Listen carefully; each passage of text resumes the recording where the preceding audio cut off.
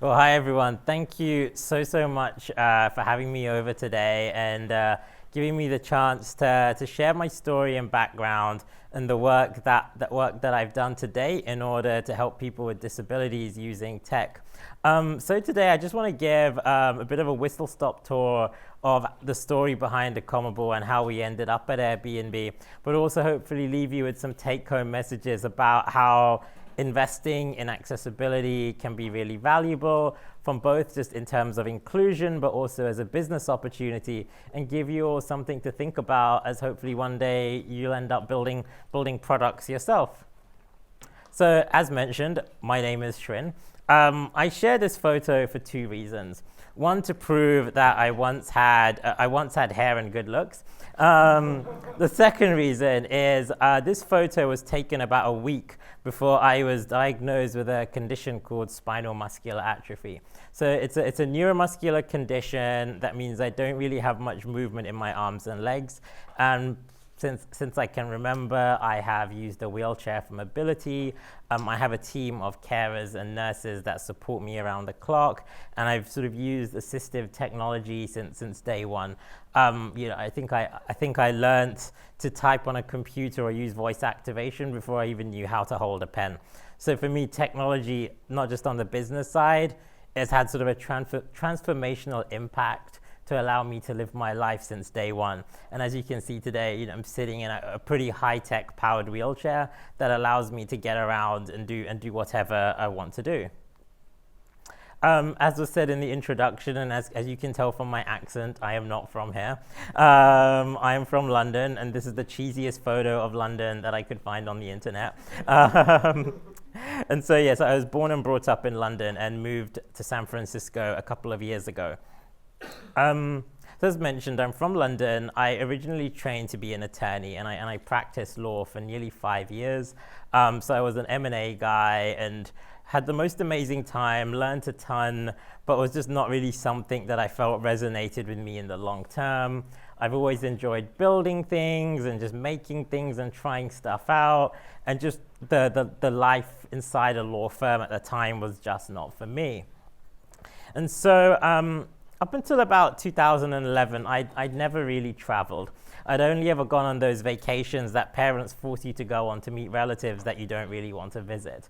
And I'd always wanted to go on more exciting adventures. All of my friends had gone traveling and had seen so many cool places, and so many times they would share those experiences. And I'd be like, oh, I wish I could do that, and because I'd never really done anything. And so I took those 6 months off to see whether it was possible. So with two of my care assistants, booked a bunch of trips, not really knowing what to expect. I had the most amazing time.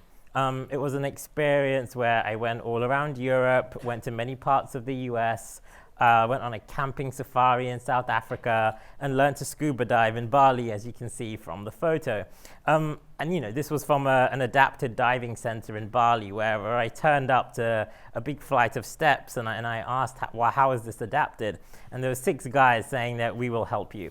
And not exactly quite adapted, but it was an amazing experience. However, things didn't always go to plan. So lots of times I would use well-known travel websites, and things that were supposedly accessible clearly weren't. So this is actually not a photo from that trip, but just goes to show you what people with disabilities often have to face when traveling. So this is actually a registered, listed ADA accessible room at a major hotel chain. Clearly, as you can see, it is not possible to use this hotel room.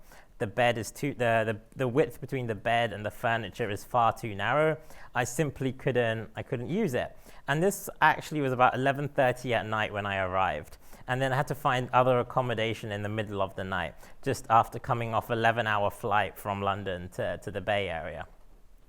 And actually on that trip, I remember another experience. A place that I had booked, the property owner claimed to not have steps at the home.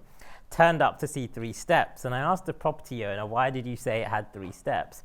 The property owner said, well, it's step 3, but you have to get past the first 3 steps. And so, these are the kinds of challenges and barriers that people faced when traveling with a disability. And so fast forward about 3 years. So I went back to school again. As mentioned, I did an MBA at Oxford. And on the program, I was very fortunate enough to get to know some engineers. And I always thought, I'm too old to learn to code, and this is it. Very gratefully, some of these people said that's absolutely nonsense and started to help me learn to code.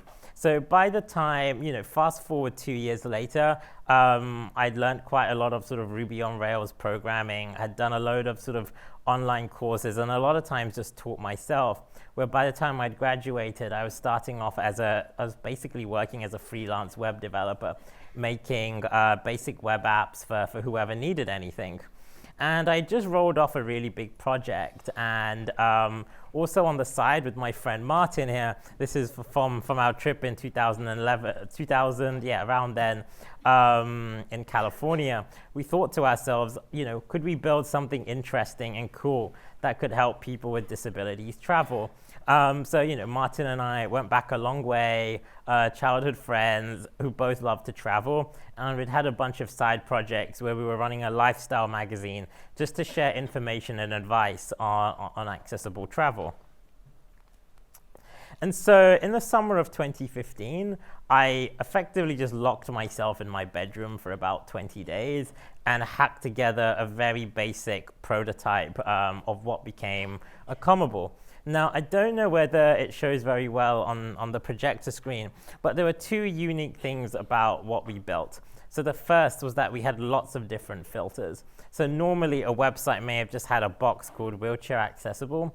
We took that box out and actually had lots of different things. It could be grab rails, roll-in showers, medical equipment, loads of different things that people could search for and that we had verified was accurate. The second thing is, and we also used to joke about, was we had more toilets on the website than any other website out there. And sort of joking aside, it's something really important to see really good bathroom pictures when you are traveling with accessibility needs. The bathroom is so important, and it's so vital for your own dignity to be able to use it. And so we were meticulous in collecting photography and making sure that if somebody said they had those things, you could see on the photo whether it was there or not. So as you can see from that photo, it was one of our first listings in Barcelona. The shower is perfectly roll-in. The grab rails are solid, and there is space under the sink. And so I shared this product just on social media just to see what people would think. And I think just wanted to reiterate, this actually wasn't a business at the time. It was just a fun project with a couple of friends just to see whether we could help friends, our community, our family find somewhere good to stay when going on vacation. And I've always been sort of inspired by sort of the approach of when you're building something to be as hands-on as possible and to do everything as manually as possible at the beginning to kind of learn from your users. So after building the prototype and seeing that we were getting some initial traction, I effectively sort of went on the road. So I had an absolute superhero of a support worker, care assistant. Me and him basically did about 4,000 miles around Europe for 3 months. We would source recommendations on social media, and I would just contact that person and say, hey, look, would it be possible to stay with you? I would go there and sort of build the product around your user. And effectively, every time I would stay there, I would ask for feedback, iterate the product again. And I come very much from sort of like a rapid prototyping background where you're constantly looking to improve the product, push code out again. And actually, this is a photo of me staying at one of the listings we had in sort of the Catalan region of Spain. That day, the website broke down, so I literally had to push a fix on the edge of a mountain.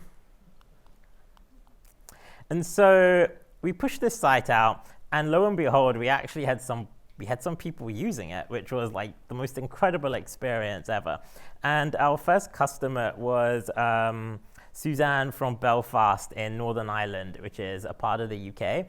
And she'd gone on her first ever trip to Barcelona and sent us this note afterwards saying that Accomable allowed me to experience my first girls' holiday with my best friends. And then she sort of added a note onto that, was saying that this was the first steps to independence, and was just really grateful for that we had enabled her to travel for the first time.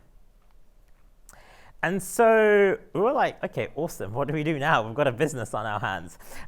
So what started then was probably like two of the craziest roller coaster years ever. When we realized that there was a nucleus of an idea here and that this could grow, we raised a load of money from venture capital investors in London and grew to a 8-person team. And over the course of that 2 years, we got over 2,000 listings with properties in just over 60 countries. And things were growing really fast and really well. But the problem we had was that we had way too much demand and not enough supply. So just to sort of provide some context, for every 10 booking requests that we were getting, we could only satisfy one of them at a time. And some of our property owners were taking bookings 2 years in advance. That was the level of like demand and the need that this community had, and what a shortage of supply there was. And also at the time, there's many engineers in the room, and I'm sure that you've come across this when trying to build things. Just as products start to grow, they start to break. And so we were getting a lot of users on the site, and trying to build infrastructure to support that growth was beginning to be a really big challenge for us. And we were needing a lot more resource in order to scale much further. So early on in 2017, we'd started a Series A funding round. So this is a funding round just after seed stage, where you usually look to raise sort of between 2 and 3 million in order to take sort of initial kind of a product that has early product market fit to scale it to a much larger area. And for us as well, we were very driven and passionate about taking this solution that we had sort of prototyped and being able to take it to a much global audience. And I think, from the get-go, we started this because we wanted to help people and wanted to solve this problem for people with disabilities so they could travel everywhere. So we would ask this question to ourselves: how do we take this to a much more global level? So we started this funding round, and very early on, some of my advisors and investors said, hey, why don't you talk to the big travel platforms and see whether there could be some tie-up, or whether the infrastructure you need could be sourced from a big player like Airbnb, for instance. And so one of my investors made an introduction to somebody senior at Airbnb. I came out here in the summer of 2017 and started a whole series of conversations with a completely open mind. We had we didn't really have a goal as to what any kind of partnership or collaboration could be. But very quickly, the conversation moved towards, on the Airbnb side, actually, if we want to take this solution and be able to scale it to a global audience, the best thing would be to acquire Accomable and my team to work at Airbnb.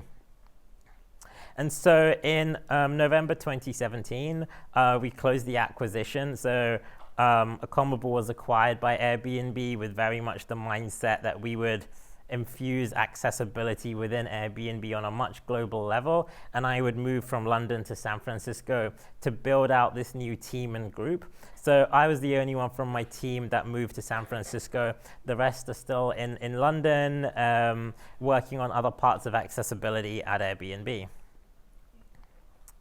So I just want to take a step back. So I'd moved over from London to San Francisco, but also just here now I wanted to take the time to think about why this area is actually really important, and why I think many sort of future entrepreneurs in this room today, it's something really valuable to think about.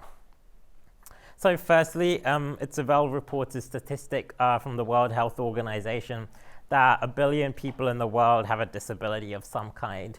Now, there's many different types of disabilities across a broad spectrum, but I think if we just sort of hold on there and think about that statistic, that is a huge number of people, and often a massively untapped audience that many companies, organizations don't often think about. Now, for those of you who have worked in accessibility before on sort of the tech side, I'd ask sort of what comes to mind when you think about tech and accessibility. And I imagine a lot of it is things like, digital accessibility compliance, and does it, comply with sort of W3C standards, and is it AA, or lots of kind of, well-established and very vital compliance and accessibility measures to make sure that a website is digitally accessible. However, as the online and offline worlds are converging, we need to think about how accessibility can be baked when technology is facilitating the use of a real world product. And so I have some examples here, whether it be a self-driving car or an Alexa Echo device or home automation or even on-demand transport like Uber. How are all these products and services going to be usable for people with disabilities when maybe even the foundational, fundamental product itself may not have been built for accessibility in mind?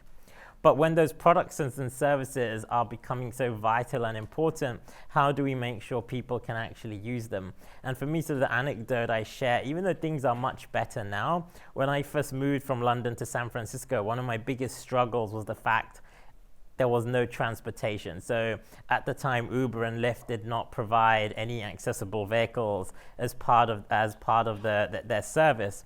And so it was literally impossible to get a taxi of any kind around San Francisco.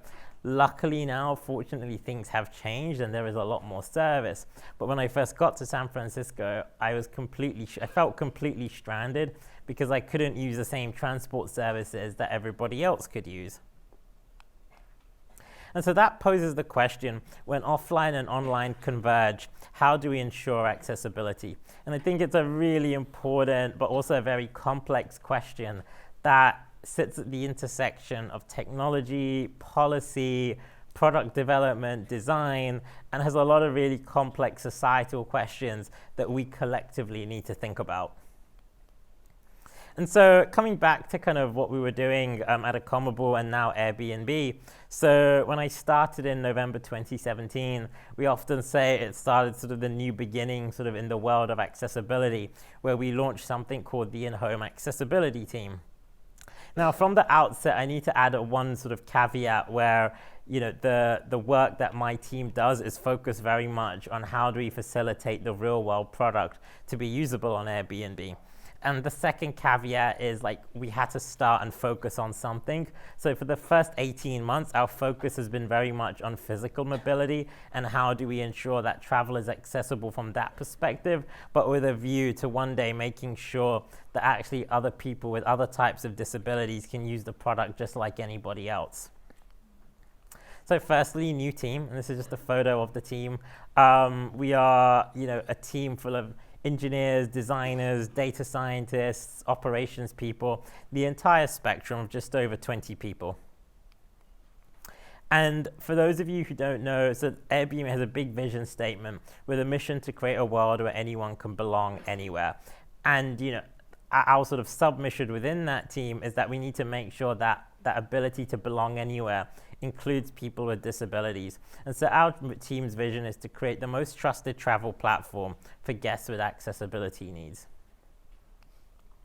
So how do we reach this vision? So firstly, we don't just think about accommodation, even though our focus is just on accommodation now. We often chart out the entire process of travel, whether it be what to look for, how to plan for it, where to find accommodation, things to do, what services, and see it as a very holistic thing. We also see it very much as a big multi-year project where we have to work with lots of stakeholders in lots of parts of the world in order to make this better. And so when I started, I posed 3 complex questions, and even to this date, we're still working on answering them. So number 1, how do you accurately collect accessibility information across millions of listings across the world? Now, there's no one definition for accessibility. Many counties, many cities, many countries all have their own definition of what is accessibility. And actually, again, we joke in our team, sometimes some of our biggest philosophical questions are trying to define what is a step, or what should we define a step to be? Is it a 1/4 inch? Is it a 1/2 inch? What if it's 1/2 inch with a slightly rounded edge? And so we go round in circles trying to define these standards because no one's ever done it before. And again, in various countries of the world where accessibility has not been considered, how do we think about educating and how communicating that information to hosts around the world in order to add that information? Question 2, as you know, sort of Airbnb, the bulk of Airbnb is people sharing private homes that can be booked. And the question then comes, how do you find listings that have higher levels of accessibility information when many homes around the world were not built with those sorts of standards in mind? And finally, when you have a large platform of hosts around the world, how do you make them more aware of accessibility in the first place? So I'm going to give you a quick sort of whistle-stop tour of some of the products and services that we're trying to build in our team. So first, we've even started there, and one of my big take-home messages today is whatever you are building, whether it be accessibility related or any kind of problem for people, you start with empathy and trying to understand people. So we've regularly run focus groups and research with the local disability community. Whenever we are testing products, we make sure that those products are tested and we're getting feedback. We're making sure that many people in our team and across the research function are having that exposure and like learning firsthand from people the experience of traveling. And actually that firsthand experience is really vital when you are building product. Secondly, I spend a lot of my time engaging disability communities around the world. So this is a photo of an open house that we did in Los Angeles, where effectively, we had decent amounts of food and drink and had an open invite to the local disability community just to come hear about our work, and where I could be really transparent about A, the challenges that we face, and B, what our bigger picture and roadmap is, just to get the community really excited about what we're trying to do and feel like they're part of the journey as well. And so a lot of that research and that empathy and that direct contact of people allowed us to build a roadmap of what we can actually build.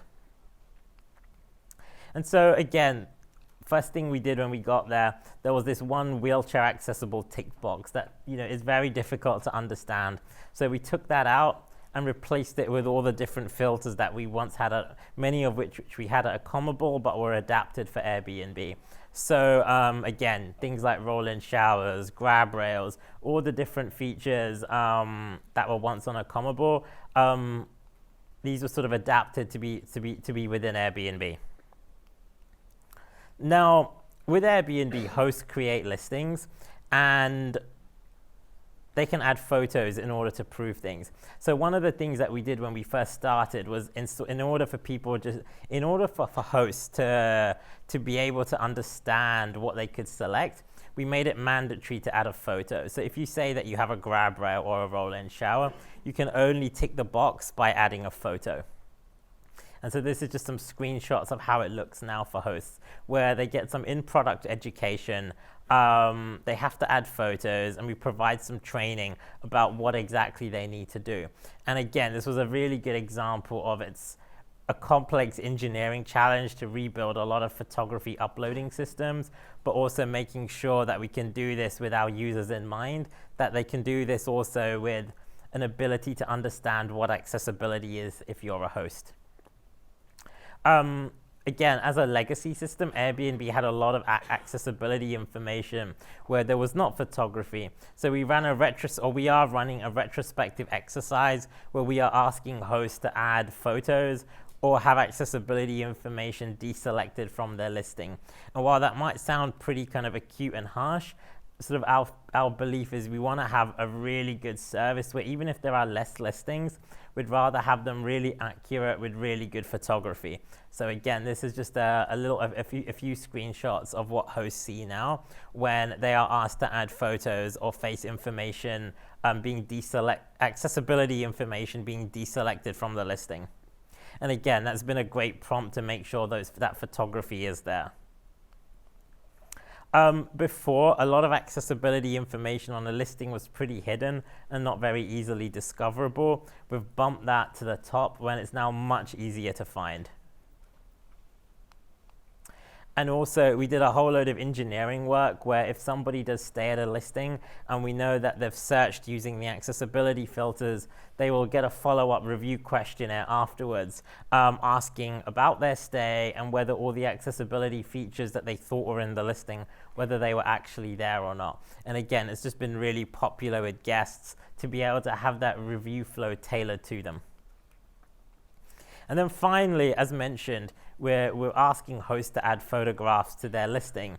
And we're still thinking a lot about how do we make sure even those photographs are as good as possible. So one of my most favorite projects this year is where we've actually partnered with disability community groups in the Bay Area, and we've been working with their membership in a pilot program where we've been paying them to review photos on listings for us in order to give feedback to the hosts. So this was a short 2-month pilot that we ran earlier in the year, but it was really popular, and again we got great feedback from people with the lived experience because they know what they need as somebody with accessibility needs, and we're able to provide really good feedback on photography. And so again, this is just a screenshot of it. It's a very basic tool where an evaluator would be shown a photo. The host would have said, we think this is step-free. Does it have these? We think it has these things. And then the evaluator would just go through a checklist to see whether the photo had all of these different items in that photo, and if not, to be able to provide feedback. And then the other big track of work, again, is not just about technology, even though I'm guessing everybody in the room today cares about engineering and product. We look at it as just a start. No matter how good a product you engineer, there has to be that educational layer on top in order to empower the people that you're building products for. So we have a network of photographers around the world. And so we've been training those photographers on how to take better pictures of listings should they have accessibility. And I think the best, it's showcased, I think, really evidently in the next slide, where again, it's a before and after. So the photo on the left, you could not tell much about that shower. After some training and some education, that photo is so much easier to tell on that photo that that shower has a shower chair, there's a solid grab rail there, and it's step-free to enter. And again, simple educational interventions that have provided a transformational experience on that listing, that somebody can now see it and book it just like anybody else. Again, another simple example. The photo on the left doesn't tell you much, but after some training, the photo on the right is so much more evident to see that this listing is so much more usable. And then finally, if you're interested, we've been housing a lot of the work that we've been doing on a simple website, airbnb.com/accessibility, as part of our program, just to be really transparent about where we're at and what we would like to do. And then on the subject of sort of education, so this year I feel like I've spent most of the time sort of on a plane. We have run over 20 workshops with hosts, real life workshops around the world, where again, we bring in local folks with disabilities to share their travel experiences. We ask our top performing hosts in that area to listen to a short talk about accessibility, why it's important, and how they can create a great experience for guests, and the importance of making sure that whatever they have in their listing is communicated really clearly. And so, again, just a chart of where we've had some workshops this year.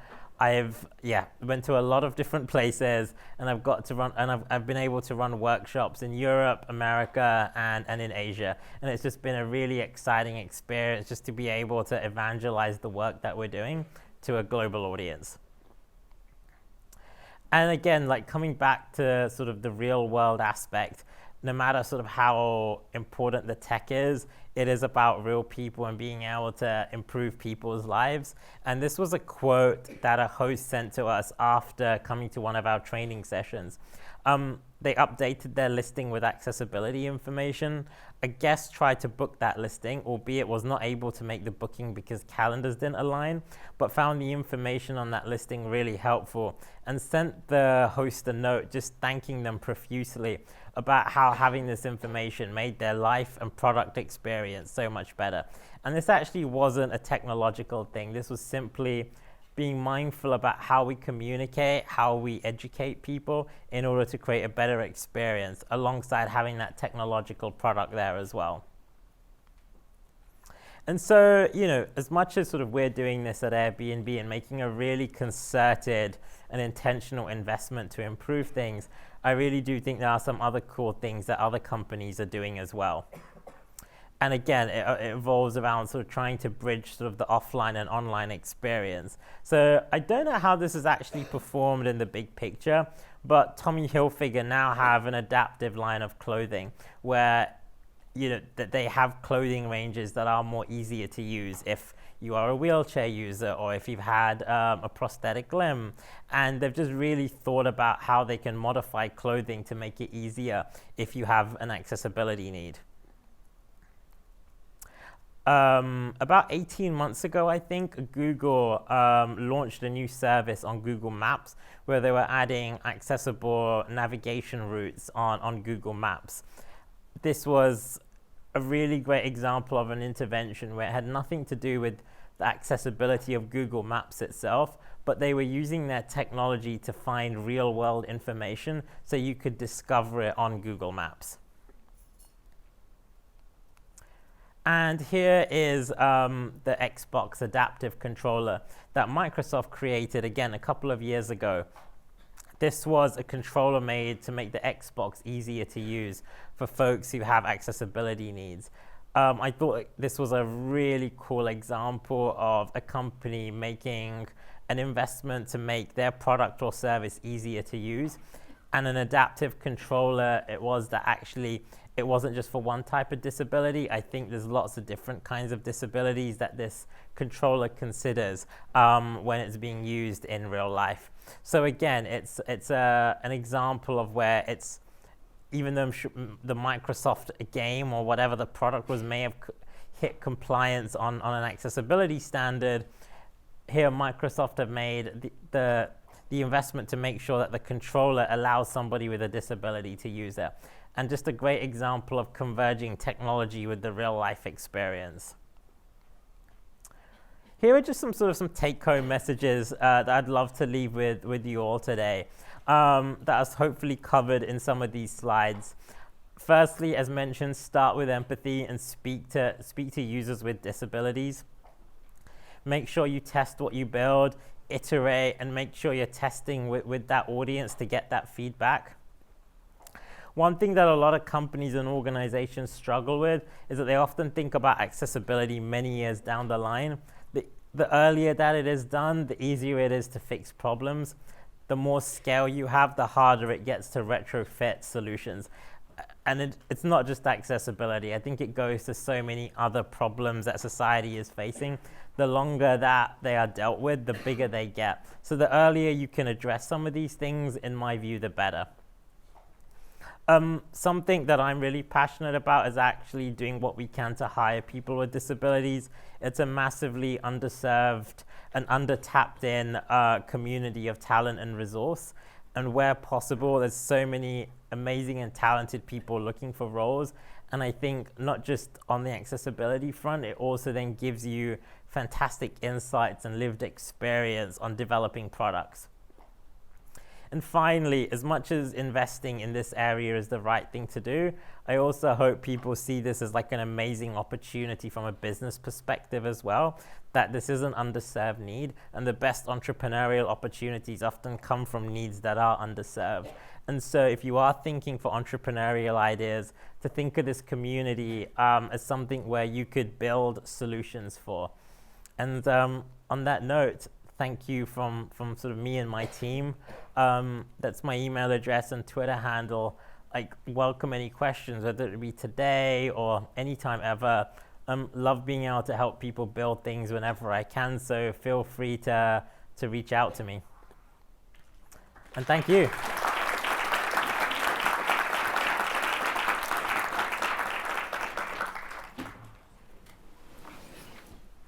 I think we have some time for questions if anyone has any. I'll start us off.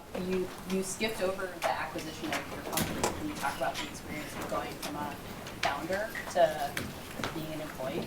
Sure. It's an interesting experience. It's something, again, like there are some benefits and some drawbacks. when you are a smaller company, there is a very different process to building things. But when you are in a larger company, you have to collaborate across many different teams, and things have a lot more process for good reason. So that was very much, a massive learning curve for me to get used to. But like with anything, it's a different stage of the life cycle of a product. And it's been a great learning experience for me to be able to work on product where you do have sort of Airbnb size scale. I think there's also just on a very human level, you go from working with a team where we can all fit around the same table, and now you're in a big building with thousands and thousands of people. It's a very awe-inspiring experience where you feel much part of something much bigger. And that was, as mentioned a bit earlier in the talk, was what drove us to do this, was that, we could get that excitement that we can actually be part of something bigger and take what we were doing to a much more global audience.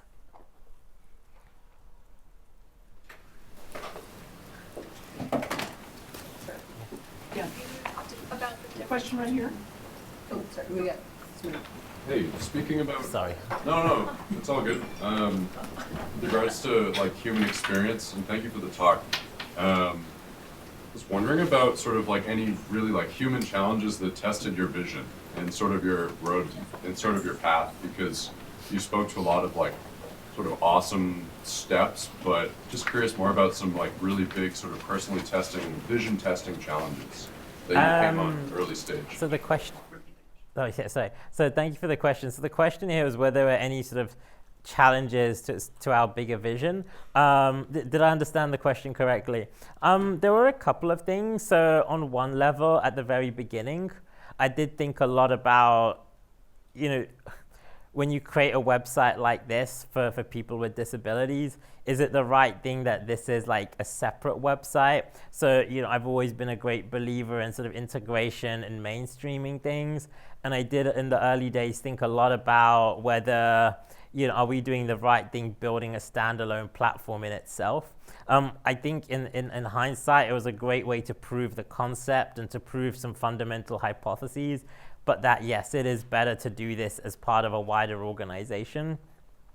In terms of other challenges to the vision, I'd say they were more just on like the operational level. Again, often things just didn't work to plan, whether it be like bits on the website breaking down, or whether you're dealing with challenges of onboarding new hosts and getting the right information from them. So I think it's less about the vision. The main stumbling blocks actually become more in execution and just trying to sort of overcome all of these daily challenges of building a product where you don't really have much funding.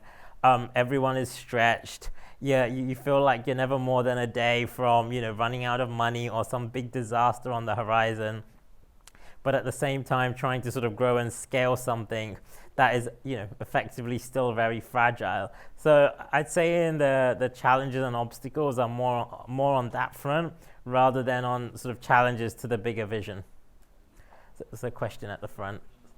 So you talked a lot about the difference between compliance and actually making things usable. Do you think that sort of the rules that you're complying to need to be changed, or does it more need to come from other people like taking things further? So the question is, so I mentioned earlier a lot about going beyond compliance and making products usable. And the question is about sort of how we can best do that. And sort of how we can take that further. Did I understand the question correctly? So I definitely think that's been a major challenge, and I do think like rules and a lot of the basic kind of guidance in place does need to be developed. I think a lot of rules and a lot of guidance notes were created in an era sort of before the internet, and I do think when you are having things like the sharing economy or like sort of the tech and real world sort of merging together, I do think at a societal level, yes, we do need to have a rethink about what new standards could be.